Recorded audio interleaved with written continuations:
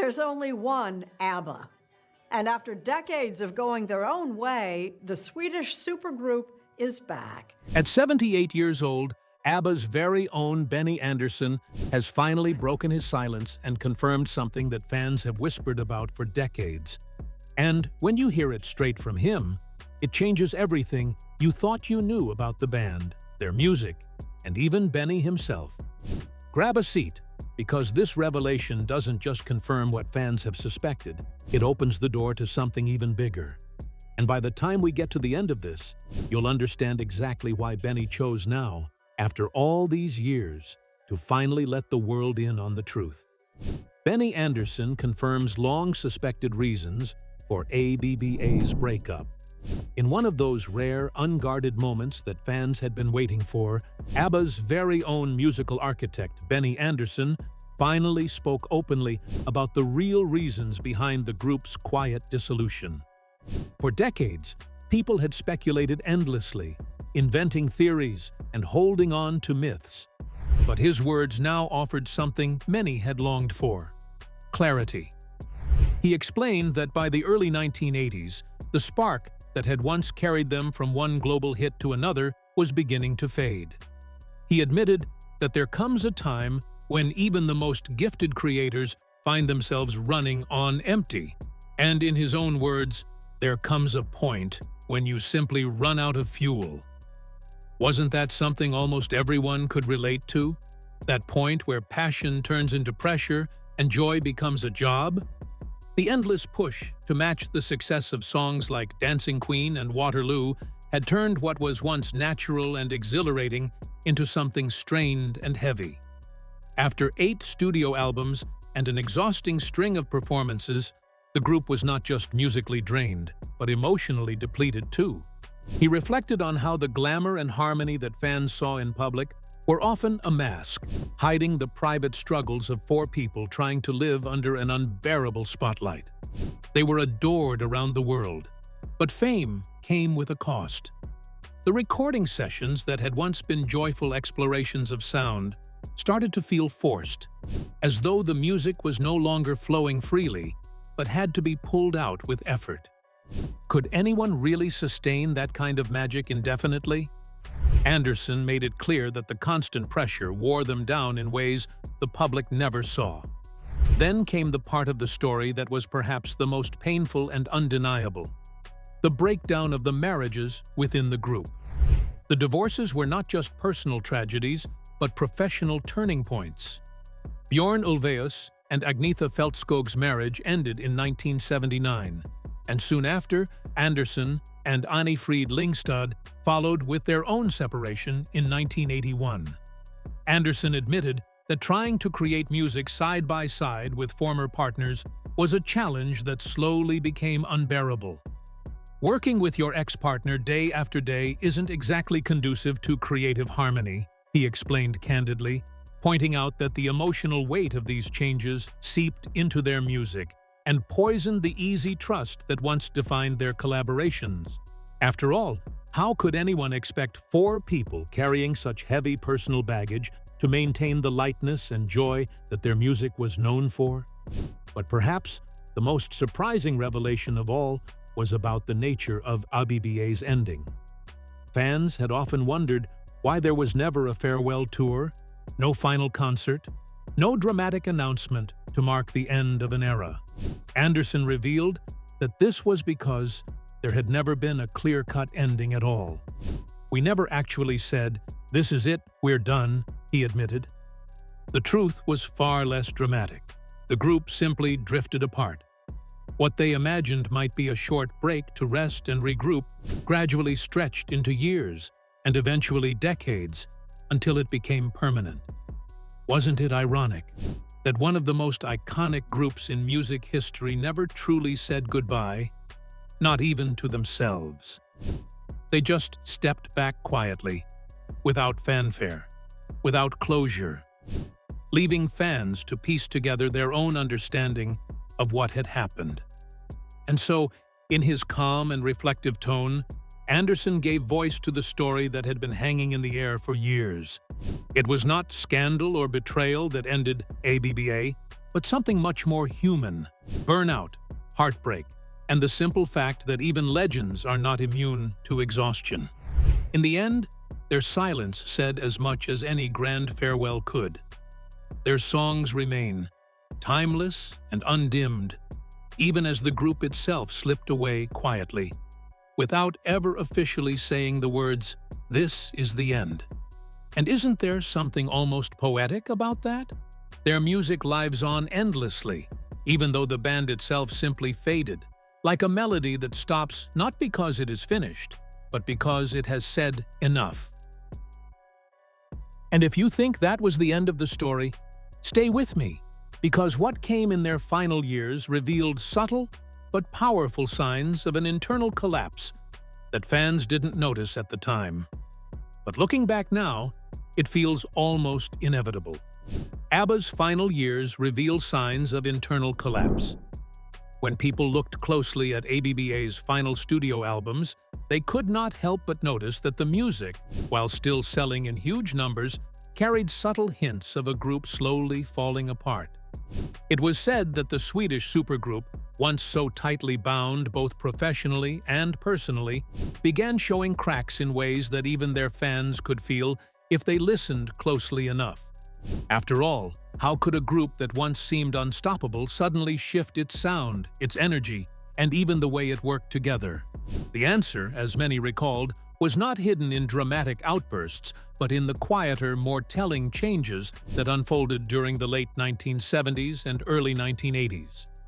Those who were around during the recording sessions described how the warm, collaborative spirit that once filled the studio started to fade. The place that had once felt alive with laughter, shared ideas, and spontaneous creativity began to grow cold with tension. Engineers and producers reportedly saw how the four members no longer entered the studio as a united team, but drifted in at separate times, almost like colleagues bound by duty rather than passion. One could not ignore the contrast. In the early days, all four voices would rise together, building songs with an energy that was both playful and powerful. But later, things changed. Agnetha and Annie Fried often sang their parts in isolation, while Benny and Bjorn would come in separately to add their instrumental touches. Could there be a clearer sign that the bonds holding them together were slowly unraveling? What struck many even more was the shift in the very soul of their music.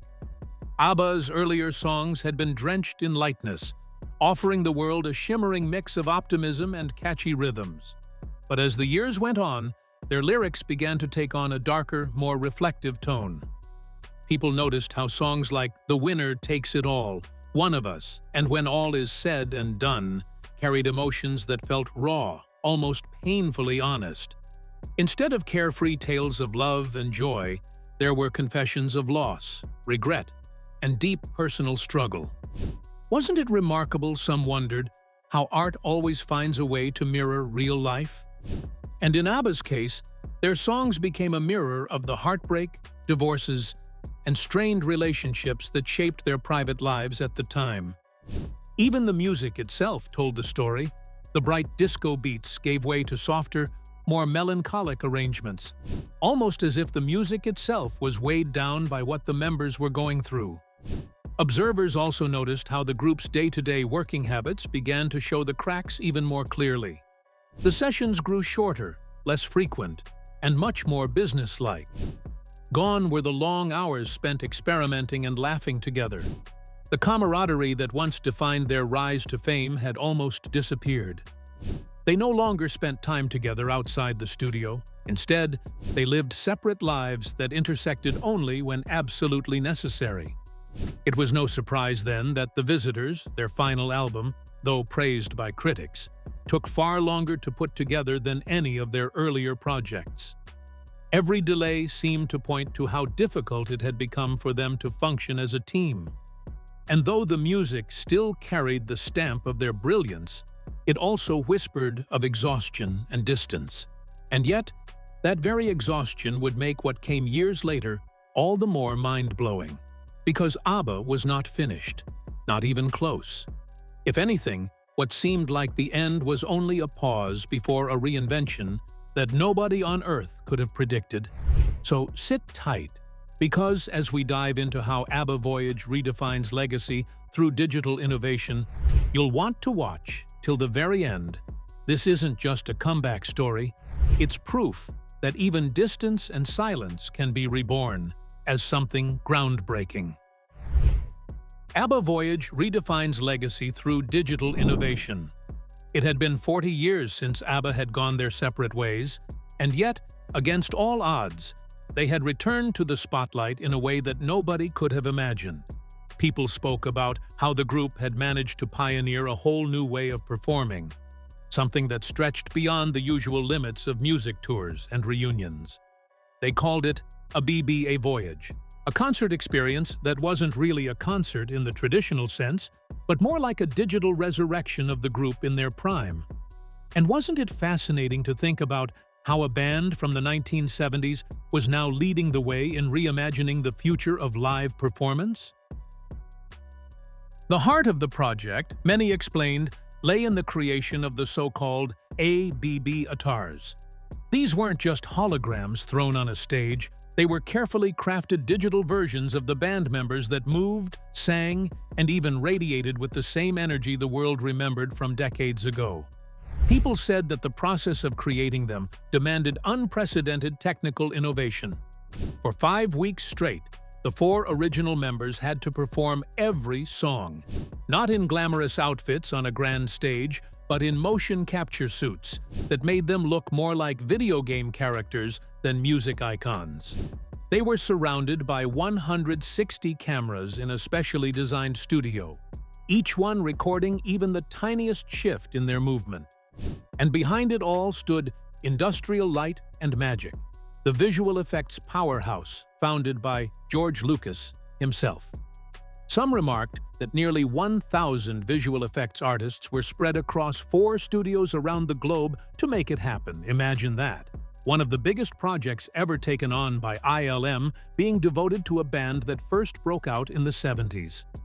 The avatars themselves were an intricate blend of old and new. Younger body doubles were used alongside the band members' performances, so the final product could capture both authenticity and the kind of youthful spirit fans remembered so well. And if anyone wondered how detailed the process really was, they only had to hear how Bjorn had been asked to shave off his beard, so that facial capture technology could scan his expressions with precision. Wasn't it surprising to think that even such small details mattered in recreating something so big? Benny Andersson, in particular, took on an important role behind the scenes, making sure the show wasn't just a flashy spectacle, but a genuine musical experience. People recalled him saying that his department was all about the sound, and he had been firm about keeping the music at the center of everything. Everything, from ILM's work to the lighting to the sound, is amazingly beautiful. It's the best sound you've heard in an arena ever.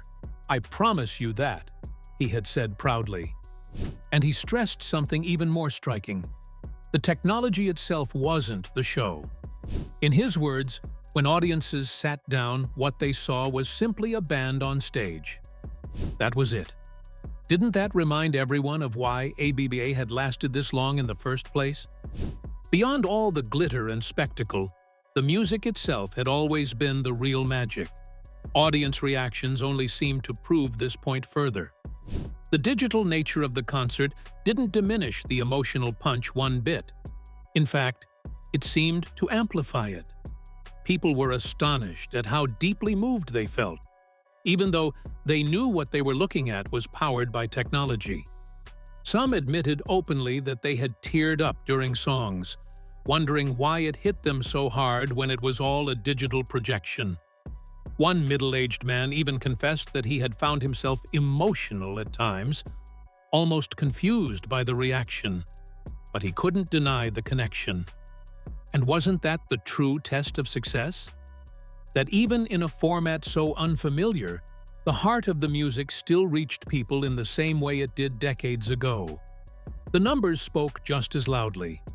ABBA Voyage had sold more than 1.5 million tickets and brought in over $150 million in sales. That kind of success didn't just hint at nostalgia, it shouted that there was something powerful about merging memory with innovation. And naturally, with such overwhelming demand, questions arose. Could this show stay in London forever? Or was there a way to take it around the world?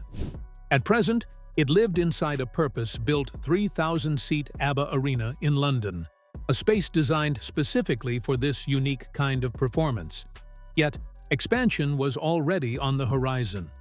Lucian Grange, the CEO of Universal Music Group, confirmed that plans were underway to bring ABBA Voyage to other parts of the globe. However, Benny Andersson himself had clarified that it wouldn't happen in the traditional on-the-road sense.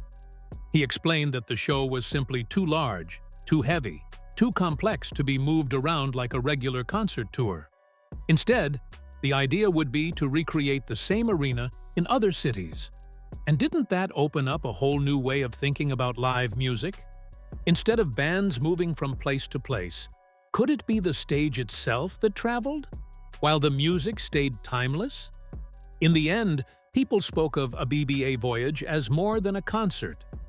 It was a bridge between the past and the future, between memory and technology.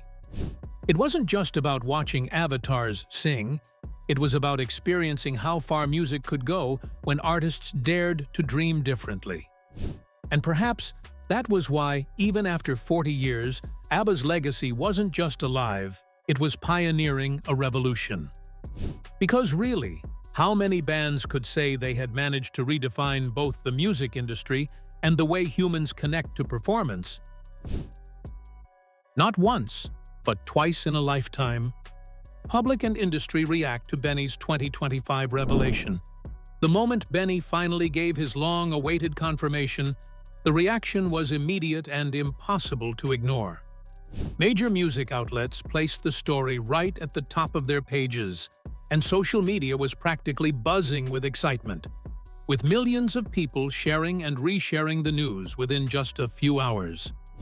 It felt almost as if the world had been waiting for this single moment of truth for decades, and when it finally came, it was like a collective sigh of relief went across generations of fans.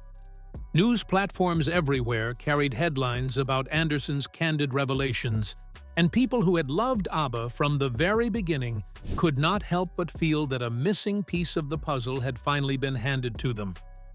Many longtime fans said it was a kind of closure they had been searching for, while others admitted that they had always believed the rumors and theories, but never thought they would hear the confirmation from Benny himself. Entertainment analysts noted how unusual this was compared to other legendary bands, because unlike many groups that split with loud public fights or ugly feuds, ABBA's quiet and almost mysterious ending had left so much space for speculation. Was it any wonder, then, that this simple confirmation meant so much to so many? Almost instantly, digital platforms began reporting massive spikes in ABBA-related traffic.